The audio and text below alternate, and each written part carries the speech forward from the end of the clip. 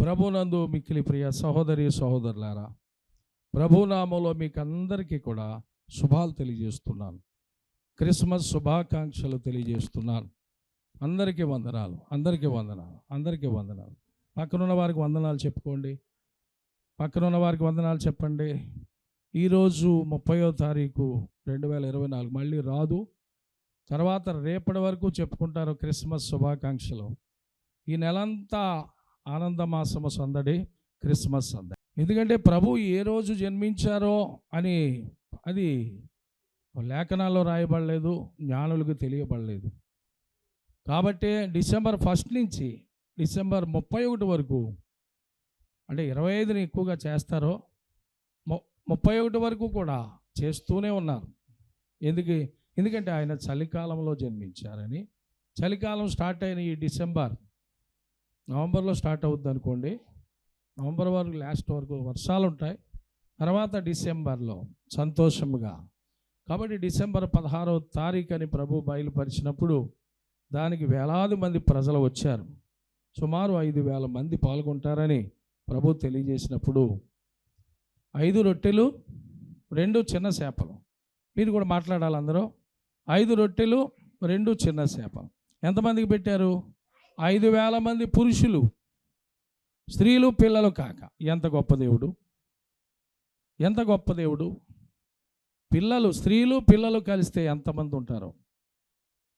పురుషుల్ని లెక్క పెట్టగలిగారు, కానీ వీళ్ళ లెక్క పెట్టలేనంత జనం ఉన్నారేమో.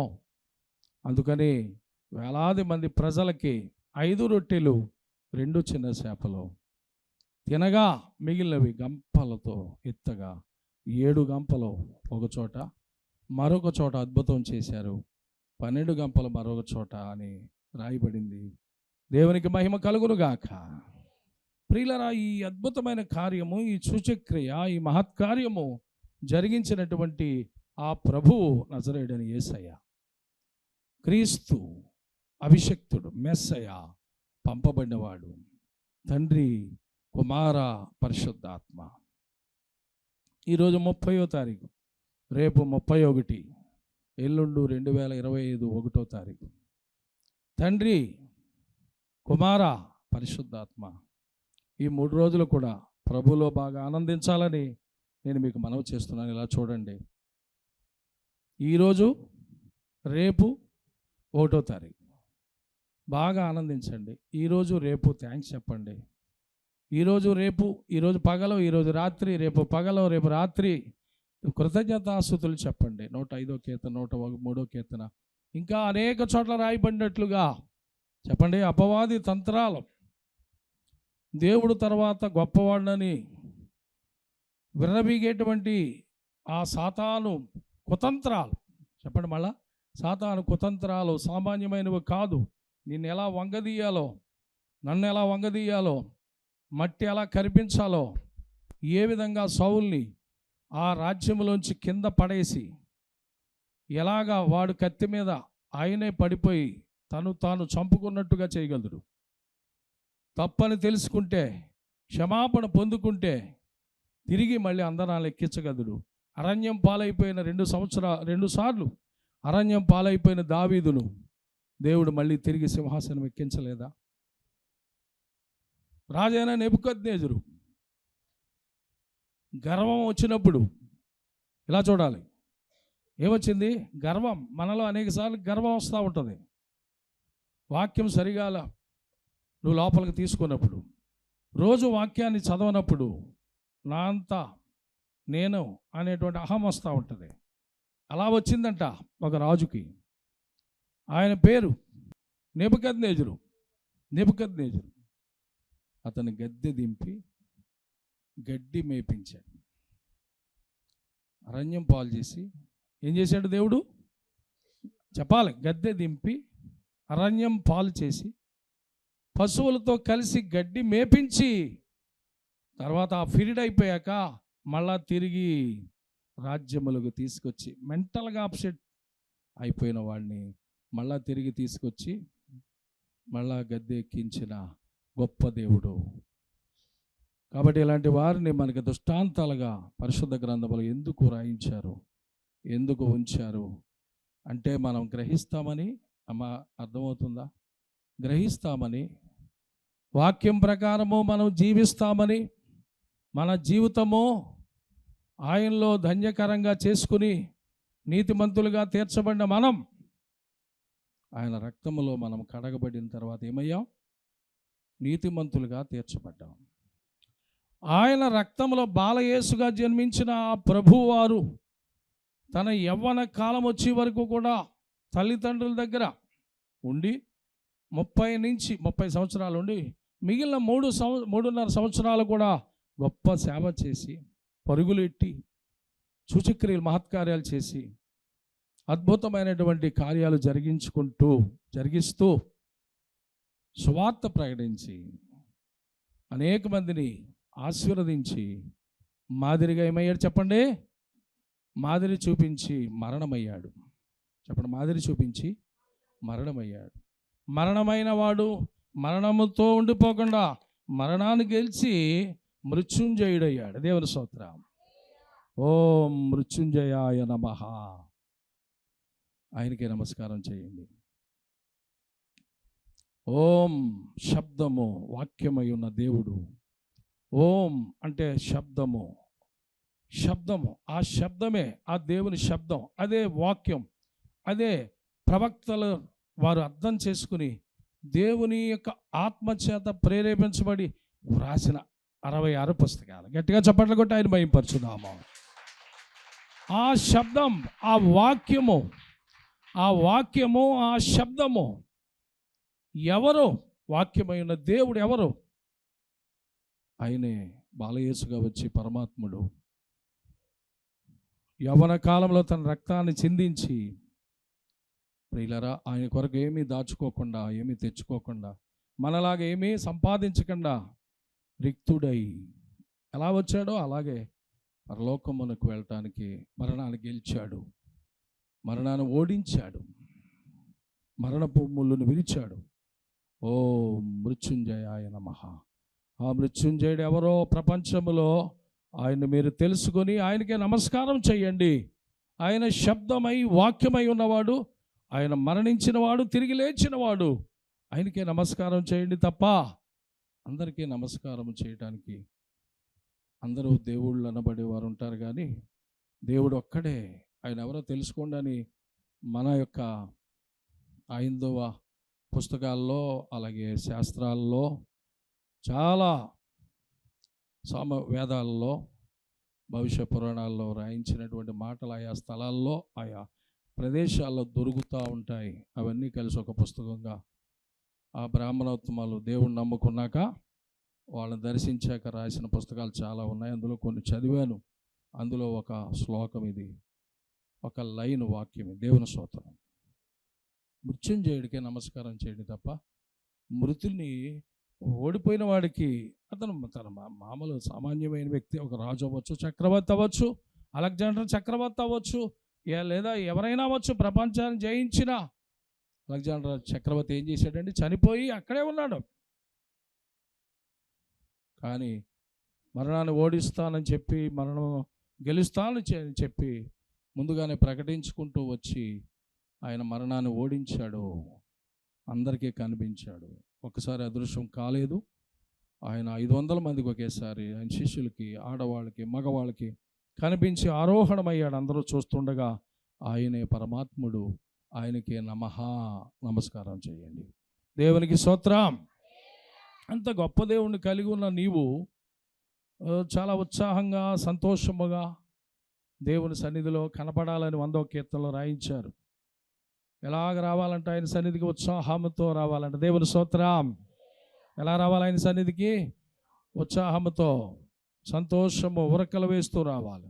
కారణం ఏంటంటే ఆయన్ని మందిరంలో నువ్వు కలుసుకుంటావు, ఆయనతో ముచ్చటించబోతున్నావు, ఆయన నీతో మాట్లాడబోతున్నాడు. దేవుని స్తోత్రం. ఇప్పుడు చదవండి ప్రియులారా, 11వ ద్వితీయోపదేశకాండం 11వ అధ్యాయం, ద్వితీయోపదేశకాండం 11వ అధ్యాయం మొదటి వాక్యము. కాబట్టి నీవు నీ దేవుడైన యెహోవాను ప్రేమించి. ఇప్పుడు తెలుసుకున్నావు కదా నీ దేవుడు ఎవరో. నీవు నీ దేవుడైన యెహోవాను ప్రేమించి ఏం చేయాలమ్మా? I love you father, oh my lord I love you అని చెప్పాలి. మాటలతోనా క్రియలతోనా? మాటలతో క్రియలతో కూడా. నీవు నీ దేవుడైన యెహోవాను ప్రేమించి ఆయన విధించిన వాటిని అనుసరించి, ఆయన ఏమి విధించారో విధులు, వాటిని అనుసరించి, ఆయన కట్టడలను, అమ్మా బాగా వినాలి, ఆయన కట్టడలను, విధులను ఆజ్ఞలను ఎల్లప్పుడూ గైకొనవలెను. అప్పుడప్పుడు గైకొనవలెను అని ఉందా? ఎల్లప్పుడూ నీకు అనుకూలమైనప్పుడు గైకొనవలెను. నీకు శ్రమలు కష్టములు వచ్చినప్పుడే గైకొనవలెను, వినవలెను ఉందా? అలా చేస్తున్నామండి మనం. అలాగే చేస్తున్నాం కాబట్టే అప్పుడప్పుడు మేళ్ళు పొందుకుంటున్నాం. అలాగే ఉండకూడదంటే ఎలా ఉండాలంట? ఎల్లప్పుడూ ఆయన ఆజ్ఞలను, విధులను, కట్టడలను, విధించిన వాటిని అనుసరించి నడుచుకొనవలెను, గాయకొనవలెను. చెప్పండి, గాయకొనవలెను, అనుసరించి నడుచుకొనవలెను. పరిశుద్ధ గ్రంథము వేలు నడిపించుకుంటూ, చిన్నపిల్లల్ని వేలు నడిపించుకుంటూ చూడమంటారు మాస్టర్. అంతకంటే బహు జాగ్రత్తగా బైబిల్ని చదవాలి సుమా. మీరు తగ్గించుకొని చిన్నపిల్లల్లాగా అయిపోయి చాలా నాకేమీ రాదు అని అంటే ఆయన నేర్పిస్తారు. ఏమి రాదంటే కొంతవరకు వచ్చు, కానీ ప్రభా నాకు ఎంతవరకు తెలుసు, కొంచెమే కదా, కాబట్టి ఇంకా మర్మాలు ఉన్నాయి, ఇంకా సంగతులు అనేకంగా ఉన్నాయి, గూఢమైనవి నాకు నేర్పించవా అని పరిశుద్ధ గ్రంథం పట్టుకుని ముద్దు పెట్టుకుని ప్రార్థన చేసి ఓపెన్ చేసి చూడు, దేవుడు నీకు సహాయము సమృద్ధిగా చేస్తారు. దేవుని స్తోత్రం. బైబిల్ అంటే తెలియాలి బాటసారి, చదువు నీ బ్రతుకులు ఒక్కసారి, చదువు నీ బ్రతుకులు ఒక్కసారి. బైబిల్ అంటే తెలియాలి బాటసారి, చదువు నీ బ్రతుకులు ఒక్కసారి. హల్లెలూయా. కాబట్టి ఇప్పుడు మనం చదువుతున్నాం ద్వితీయోపదేశకాండం 11వ అధ్యాయములో, కాబట్టి నీవు నీ దేవుడైన యెహోవాను ప్రేమించి ఆయన విధించిన వాటిని అనుసరించి, ఆయన కట్టడలను, అందరూ చదవండి, విధులను ఆజ్ఞలను ఎల్లప్పుడూ గైకొనవలెను. సంవత్సరం జనవరి నుంచి డిసెంబర్ 31 దాకా కూడా గైకొంటా ఉండాలి, వింటా ఉండాలి, అనుసరిస్తూ ఉండాలి. నీ దేవుడైన యెహోవా చేసిన శిక్షను, ఆయన మహిమను, ఆయన బాహుబలమును, ఆయన చాపిన చేతిని. హల్లెలూయా. చూడండి, శిక్ష, మహిమ, బాహుబలం, ఆయన చాపిన చెయ్య, కొరస కాదు. ఒకసారి కుడి చేయి పైకెత్తి ఆకాశం వైపు కనులెత్తి ప్రార్థన చేయండి. మహోన్నతుడా, నీ బాహుబలము, నీవు చెయ్యి చాపి ఆకాశములో నుండి మమ్మల్ని ఆశీర్వదిస్తుండగా తండ్రి, మీ దీవెనల కోసం మేము చూస్తున్నాం. వచ్చిన నీ బిడ్డలందరినీ ఆశీర్వదించడానికి నీ చెయ్యి కొరస కాలేదు. కాబట్టి మీరు నాయన నీ బిడ్డలందరినీ పేరు పేరు చొప్పున ఆశీర్వదించి, టీవీ ముందు కూర్చుని వాక్యం వింటున్న బిడ్డలందరినీ కూడా దీవించి గొప్పవారిగా చేయమని, నీ కొరకు, నీ రాజ్యం కొరకు సిద్ధపరచమని, ఈ 2024వ సంవత్సరం మళ్ళీ మాకు రాదు, ఈ 30వ తారీఖు ఈ డిసెంబర్లో మేము నిన్ను ఘనపరుస్తున్నాము, నిన్ను మహిమపరుస్తున్నాము. తండ్రి, మీకే మహిమ ఘనత ప్రభావం చెల్లిస్తూ అందరితో మాట్లాడి ముచ్చటించమని, అందరి హృదయాలు సరిచేసి నీ కొరకు సిద్ధపరచమని యేసుక్రీస్తు వారి నామములో స్తుతించి ప్రార్థించి వేడుకుంటున్నాం పరమ తండ్రి. ఆమేన్. ప్రియులారా, ఒక్క 2 నిమిషాలు మనం చేయి చాపలేం, కానీ సిలువలో ఆయన ఎన్ని గంటల సేపు ఆయన 2 చేతులు చాపి ఏం చేశాడండి? 2 కాళ్ళు కూడా ఇలా పెట్టి ఎక్కడ నిలబడ్డాడు ఆయన? నేల మీద, రాతి కొండ మీద, కొయ్య మీద, ఒక అడ్డది, ఒక నిలువుగా ఉన్న దాని మీద. ఒకవేళ తాళ్ళతో కడితే బాగానే ఉండేమో, తాళ్ళతో కడితే కొంచెం మంటొచ్చి కొంచెం ఇలా దగ్గర లాక్కోవడానికి. కానీ నీవు నేను చేసిన పాపములకు, మానవాళ్ళందరూ చేసిన అక్రమాలకి, అన్యాయాలకి లంచగొండితనాలకి, ఘోరమైనటువంటి బుద్ధులు, చాలా భయంకరమైన అపవాది తంత్రాలు, కుతంత్రాల్లో పడిపోయి కొట్టుకుపోతున్న వారి కోసం ఆయన ఈ చేతులతో చేసిన పాపాల నిమిత్తమై ఆయన 2 చేతుల్లో, ఆయన ఏ పాపం ఎరగని నీతిమంతుడు, పరిశుద్ధుడు, పరమాత్ముడు. ఆయన 2 చేతులు చాపి 2 కాళ్ళు బాగా లాగేసి చాపి మేకులు కొట్టారు. దేవుని స్తోత్రం. తర్వాత తల మీద ముళ్ళ కిరీటం ముందే పెట్టేశారు. ఆ ముళ్ళ కిరీటము పెట్టినప్పుడు తలలో ఉన్న అన్ని నరాలు, మానవుల్లో వస్తున్న చెడు ఆలోచనలు, చెడు తలంపులు, పనికిరాని మాటలు, పనికిరాని తలంపులు, ఆళ్ళ పాడు చేయాలి, ఆళ్ళ బాగుపడిపోయారు, అలాగా పనికిరానివన్నీ చెడు చెడు చెడు. దాని నిమిత్తమై ఈ తలలో అనేక రకాలైన ముళ్ళతో చేయబడిన, అది ఒక కిరీటం అంట. మళ్ళీ పైగా దానికి అంటే అర్థమవుతానికి ఒక కిరీటంలో అల్లి ఆయన శిరస్సు మీద ఏం చేశారంట, పెట్టి ఏం చేశారో దిగపోతే ఆ ముళ్ళు ఒకటి కంటిలో కూడా వచ్చేసి, పెద్ద ముళ్ళు కంటిలోకి వచ్చేసి అది గుడ్డులోకి అలాగా ఎదరిని పొడిచేసి ఇలా గెంటేసిందండి. అంటే ఏంటంటే ఈ కళ్ళ ద్వారా చేసిన పాపం కూడా మనుషుడు నేత్రాల ద్వారా, కళ్ళ ద్వారా ఎంత పాపం చేస్తాడో ఆలోచిస్తే, ఈ ఆలోచనల ద్వారా ఎన్ని పాపాలు జరుగుతాయో రోజుకి ఆలోచిస్తే, ఆలోచించేవాడు, బైబిల్ బాగా చదివేవాడు మాత్రమే ఆలోచిస్తాడు.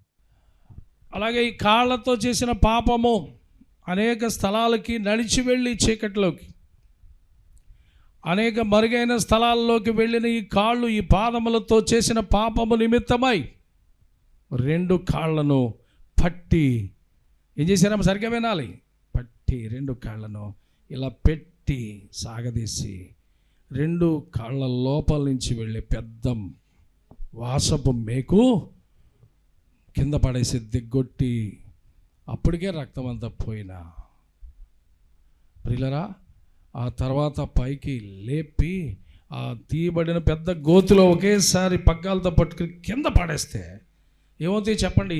కాళ్ళు చేతులు ఏమాత్రం రక్తం కొంచెం కూడా లేకుండా బయటికి వచ్చేలాగా ఘోరాతి ఘోరముగా ఆ పరమాత్ముని హింసిస్తే, నువ్వు గుడ్ ఫ్రైడే నాడు మాత్రమే ఆయన గురించి ఆలోచిస్తావు అంతే, కొంచెం థ్యాంక్స్ చెప్పి ఊరుకుంటావు. నేను మాత్రం రోజు చెప్తా ఉంటాను, తరచుగా గుర్తు చేసుకుని, ప్రతిరోజు గుడ్ ఫ్రైడే. కారణం ఆయనను జీవితకాలమంతా ప్రతిరోజు జ్ఞాపకము చేసుకుని, గుడ్ ఫ్రైడే, ఈస్టర్, దానికి ముందు క్రిస్మస్, అంటే ఆయన క్రీస్తు జననం, అంటే క్రిస్మస్ అంటే క్రీస్తుని ఆరాధించడం, క్రీస్తు బాలయేసుగా ఉన్నప్పుడే ఆరాధించబడ్డాడు. బోళము, సాంబ్రాణి, బంగారము తీసుకొచ్చి సాగిలపడ్డారు జ్ఞానులు. జ్ఞానులు అంటే చిన్న సంగత? ఆకాశంలో నక్షత్రం వెలుస్తుందని ముందుగా తెలుసుకున్నటువంటి గ్రంథం ప్రకారము వారు బాగా లేఖనాలని పఠించిన వారు తెలుసుకున్నారు క్రీస్తు ఎక్కడ జన్మిస్తాడు, ఎక్కడికి వెళ్ళాలి, ఎలాగ సిద్ధపడాలి అని. బోళము, బంగారము, సాంబ్రాణి తీసుకొని ఆ నక్షత్రం ఎప్పుడైతే వెలిసిందో, ఓకే ఎక్కడ దాకా వెళ్తుంది, ఓకే ఆగింది, ఇక్కడే జన్మించాడు ప్రభు అని. మొన్న తీపర్లో క్రిస్మస్ సందేశం పాస్టమ్మ గారు ఇస్తూ చెప్పారు, ఇప్పుడు గూగుల్ మ్యాప్ వచ్చింది కదా, దాని ప్రకారము ఏ ఊరు వెళ్ళాలి, ఎవరి ఇంటికి వెళ్ళాలి, ఎక్కడ ఆగాలి, కారు అయినా మోటార్ సైకిల్ అయినా అన్నట్టుగా దాన్ని జ్ఞాపకం చేశారు. ఆ రోజు నక్షత్రము ఈ జ్ఞానుల కోసం ఎక్కడ వరకు వారిని తీసుకెళ్లాలో, ఎక్కడ ఆగాలో అక్కడ వీరు వెళ్ళి బాలయేసుని సందర్శించుకున్నారు. చప్పట్ల కొట్టి దేవుని మహిమపరచుదాం. హల్లెలూయా. ఇప్పుడు గూగుల్ మ్యాప్ ఇన్నాళ్ళకు వచ్చింది, ఎప్పుడో నా దేవుడు అందులోంచే మానవుడు కాపీ కొట్టి అన్నీ పరిశుద్ధ గ్రంథములో కాపీ కొట్టి అన్నీ నేనే చేశాను అంటే పలానా వాడు వల్ల, పలానా వ్యక్తి వల్ల, పలానా సైంటిస్ట్ వల్ల, ఫలానా వ్యక్తి వల్ల ఇది కనిపెట్టబడింది. ఎక్కువగా క్రైస్తవ సహోదరులు ఎక్కువ కనిపెట్టినట్టుగా, నేను ప్రపంచంలో ఎవరు ఏం కనిపెట్టారు, నా దగ్గర ఒక బుక్ ఉంది. ఆ బుక్లో చదివినప్పుడు అంతా జర్మనీ వాళ్ళు, అమెరికా తర్వాత వచ్చిందండి జర్మనీ, బ్రిటన్, తర్వాత ఇంగ్లాండ్, ఫ్రాన్స్ దేశస్తులు, వీళ్ళందరూ కనిపెడతా తర్వాత అమెరికా వాళ్ళు కూడా తర్వాత వెనకాల రాష్ట్రం, అదే దేశం, రాష్ట్రాలు విభజించబడ్డాయి. ఆ తర్వాత వాళ్ళు కూడా చాలా కనిపెట్టారు. మన ఇండియా వారు కనిపెట్టినవి కూడా ఉన్నాయి కానీ తక్కువ. Made in India, make in India. కాబట్టి మన పిల్లలు బైబిల్ చదివితే, మన పిల్లల్ని సండే స్కూల్కి పంపితే, మన పిల్లలు దైవ జ్ఞానంలో చిన్నప్పటి నుంచి పెరిగితే, ఇలాంటి సండే స్కూల్ టీచర్స్ చేయబోగెత్తామా, ఇలాంటి సండే స్కూల్ టీచర్స్ ప్రతి వారం వచ్చి ఒక గంట సేపు చక్కగా చెప్పేవారు ఉంటే, చెప్పండి, బాలశిక్ష, చిన్నప్పుడే దేవుని మాటలు వాళ్ళ హృదయంలో ఉండి భవిష్యత్తులో వారు కూడా అవుతారు సైంటిస్టులు, వారు కూడా కనిపెడతారు. దైవ జ్ఞానముతో కనిపెట్టగలిగే, లోక జ్ఞానంతో కొంచెమే దైవ జ్ఞానము కలిగిన వారుగా ఉండాలని మీ పిల్లలు మనవరాళ్ళు మనవళ్ళు అంత స్థాయికి ఎదగాలని నేను వారిని బ్లెస్ చేస్తున్నాను. మీరనండి, నేను పొందుకుంటున్నాను, ఐ రిసీవ్డ్ ఇట్ అనండి. ఎందుకంటే దైవజనుడు ఏదైతే పలుకుతాడో, ఏదైతే విప్పుతాడో ఈ భూలోకంలో, ఆయన ఎందు భయభక్తి కలిగిన దైవజనుడు పరలోకములో అది విప్పబడును, ఏది బంధిస్తాడో అది పరలోకములో బంధించబడును అని దేవుని వాక్యము నాకు సొంతమైందని నమ్ముతున్నాను. మీకు కూడా సొంతం చేసుకోండి. ఐ రిసీవ్డ్ ఇట్ అనండి. కాబట్టి మన భారతదేశంలో ఉన్నటువంటి మన వాళ్ళు ప్రపంచాన్ని ఏలాలి, రాజ్యాలు ఏలాలి, మంత్రులు అవ్వాలి, ప్రధానమంత్రులు అవ్వాలి, రాష్ట్రపతులు అవ్వాలి, నాయకుల కోసం, పెద్దల కోసం, అధికారుల కోసం, అధిపతుల కోసం ప్రార్థన చేస్తున్నాం. ఇందాక ఉదయమే మేము పేపర్ వచ్చినప్పుడు న్యూస్ పేపర్ చదివితే అందులో, ప్రియులారా, దక్షిణ కొరియాలో ఆదివారం ఉదయం 9:03 విమానము కిందకి దిగుతూ రన్వే అవుతూ రక్షణ గోడను కొట్టింది. కొట్టగానే మంటలు వచ్చి 179 మంది బుగ్గిపాలైపోయారు అని రాసినప్పుడు చదివిన తర్వాత నా భార్యకి చూపించాను. ఇద్దరం కలిసి కన్నీళ్లు ప్రార్థన చేశాం. ప్రభువా, ఎంత ఘోరమైన సంఘటన ఇది అని ఏడ్చి నేను ప్రార్థన చేశాను. ప్రభువా, కుటుంబాలు ఎంత అతలాకుతలం అయిపోయినాయో, ఈ వార్త వినగానే 179 కుటుంబాలు కూడా ఎంత బాధలో ఉన్నారో. మేమైతే క్షేమంగా ఉన్నాం. ఎంత గొప్ప జ్ఞానులో, తెలివైన వారో, ఉద్యోగస్తులో, ఎంత వ్యాపారస్తులో, ప్రభువా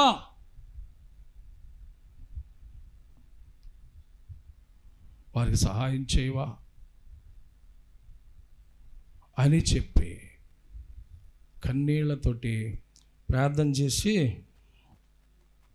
ఇది పైకి తీసుకొచ్చాను. ఒకసారి చూపించమ్మా. ఎన్నో విమాన ప్రమాదాలు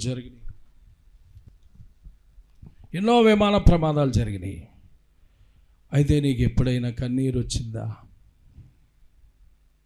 నీ హృదయము గట్టిగా ఉందా? రాయిలాగా కన్నీళ్ళు. 179 మంది కుటుంబాలు. రోజు ఈ పేపర్లో చాలా రోడ్డు ప్రమాదాలు చూస్తూ ఉంటాం. ట్రైన్ మించి పడిపోతారు, జారిపోయి ఎన్నో జరుగుతూ ఉంటాయి. ఇది చాలా ఎక్కువ మంది కదండి. 179 అంటే ఎంత బాధ. చాలా ఈజీగా తీసుకుంటున్నారండి, చాలా ఈజీగా తీసుకుంటున్నారు. చూడండి, పైన హంపి అద్వితీయం అని ఉంది. ఒక స్త్రీ, ఒక అమ్మాయి, చూసారా, ప్రపంచంలో వరల్డ్ లెవెల్లో ఛాంపియన్షిప్ చెస్లో. నా దేవుడు పక్షపాతి కాదు. అంటే మగవాళ్ళు ఎంత స్థాయికి వెళ్తున్నారో ఆడవాళ్ళు కూడా అంత స్థాయికి ఆయన ఎదిగిస్తున్నాడు. ఛాంపియన్. ఏం ఛాంపియన్ అండి? చెస్లో. చూసారా, ఈవిడ పేరు హంపి. 2 సార్లు వరల్డ్ లెవెల్లో ప్రపంచ విజేత మన తెలుగువాడు. అలాగే మనకి మొన్న పేపర్లో నేను చూశాను, అదేంటంటే మన నేషనల్ లెవెల్లో వ్యవసాయానికి ఏమంటారు ఆయన్ని, వ్యవసాయ పరిశోధన సంస్థకే చైర్మన్ మన తెలుగువాడు. ఎప్పుడూ అవ్వలేదు, ఇది ఫస్ట్ టైం మన తెలుగు మాట్లాడే వ్యక్తిని నేషనల్గా ఇండియా లెవెల్లో వ్యవసాయ పరిశోధన సంస్థకి ఆయన్ని చైర్మన్గా చేశారు. ఎంత అద్భుతం! ఇవే కాదు, అద్భుతాలు, అనేకమైన అద్భుతాలు జరగాలంటే నిన్ను బట్టి నన్ను బట్టి ఉందని మర్చిపోకు. హల్లెలూయా. కొనుకు లాక్కొని వెళ్ళిపోతే ఏమీ జరగదు. ఒక కొనుకు తీసుకుని వెళ్ళిపోతే ఏం జరగదు. నేను దేవునికి భయపడి లోబడి వాక్యం చెప్తున్నాను. కాబట్టి ఈ సంఘటన గురించి నేను ఇందాక 7 ప్రార్థనలు కూడా చేయించాలేదు ముందు వచ్చినాడు. ఇలాంటిది ఒకటే కాదు ప్రియులారా, ప్రపంచంలో చాలా సంఘటనలు జరుగుతుండగా ఎన్నో ప్రమాదాలకి అనేక మంది వందల వేలగా గ్రూపులుగా కరోనా వచ్చినప్పుడు కోట్ల కొద్దిగా వాళ్ళని పాతి పెట్టడానికి, వాళ్ళ అంత్యక్రియలు చేయడానికి లేని పరిస్థితిలో వాళ్ళందరినీ పోగులు చేసి క్రేన్ ద్వారా పోగులుగా తీసి పెట్రోల్ పోసి తగలబెట్టిన రోజులు మనం విన్నాం. కానీ మనము ఇంకా బ్రతుకున్నామంటే అయితే మనం ఏం చేయాలి? కృప విస్తరించినట్లుగాను ఆయన ఆజ్ఞలకు, ఆయన విధులకు, ఆయన కట్టడలు ఎలా ఉన్నాయి? బైబిల్లో ఉన్నాయి. దానికి మనం లోబడి జీవిస్తే గనక దేవుడు నీ భక్తిని బట్టి, తల్లిని బట్టి, అమ్మమ్మని బట్టి, మామని బట్టి పిల్లల్ని గొప్ప స్థాయికి తీసుకురావాలని నా యొక్క ఆకాంక్ష, నా ప్రార్థన. నేను చేస్తున్నాను మీ అందరి కోసం, మీ కుటుంబాల కోసం, మీ తల్లి కుటుంబం కోసం. ఆడవాళ్ళ మీద చేసినప్పుడు, నేను చేతులేసి ప్రార్థన చేసినప్పుడు వాళ్ళ తల్లి కుటుంబం రక్షించబడాలని, వాళ్ళ తల్లి కుటుంబం దీవించబడాలని దేవుడు నాకు నేర్పించిన పాఠం. దేవుని స్తోత్రం.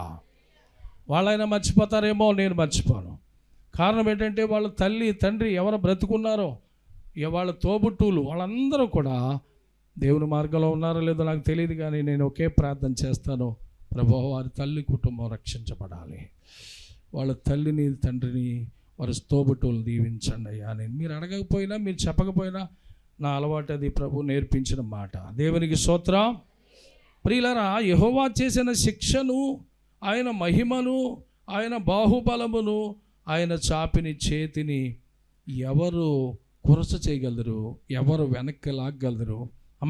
ఆయన కార్యం చేస్తే ఎవరు ఆపగలరు?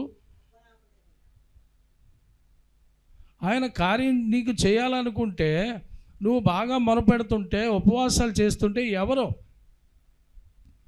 నేను జాబు వదిలిపెట్టమని నా ప్రభువు సెలవిచ్చినప్పుడు 44వ ఏట జాబ్కి రిజైన్ పెట్టేశాను.